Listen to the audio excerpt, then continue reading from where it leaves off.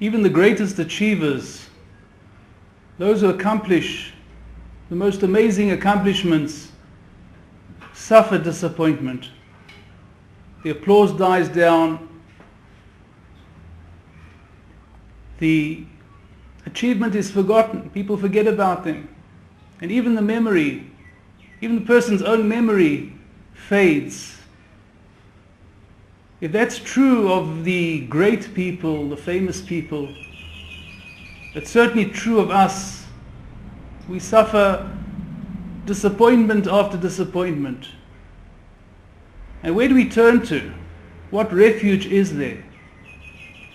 And there is a refuge, which is even more than a refuge. And this is a home. There's a home that we have. And this is an internal world within ourselves. When we enter that world, this world, we find not only beauty and tremendous power, there's a source of power there, but we can find there also the reason for our lives. What are we doing in this world? Why are we here anyway? The reason for this life is in this inner world. And it's a home to us. It's our home. It's our homecoming. It's our true home. It's our connection with the Creator, with our eternity, and this is our home. How do we identify this home? How do we know we're in this home? In the weekly Parsha, the Torah tells us, warns us, be careful to remember that when you received the Torah at Sinai, there was no picture. The Creator did not appear in any type of form at all. There was no picture at all. In this home,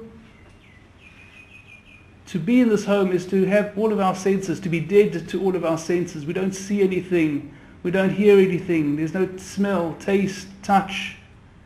This is a world that's totally within ourselves. The entire outside world. We've entered this home when the entire outside world is dead to us. When we're only within ourselves. This is when we touch and we come into contact with this world.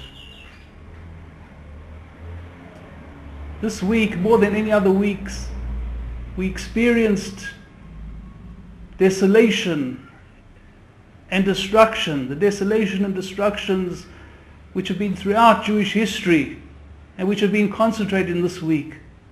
And this is tremendous disappointment to see everything that's been built, everything that was familiar to us for tens and hundreds of years, all suddenly falling apart, all suddenly destroyed, communities dying.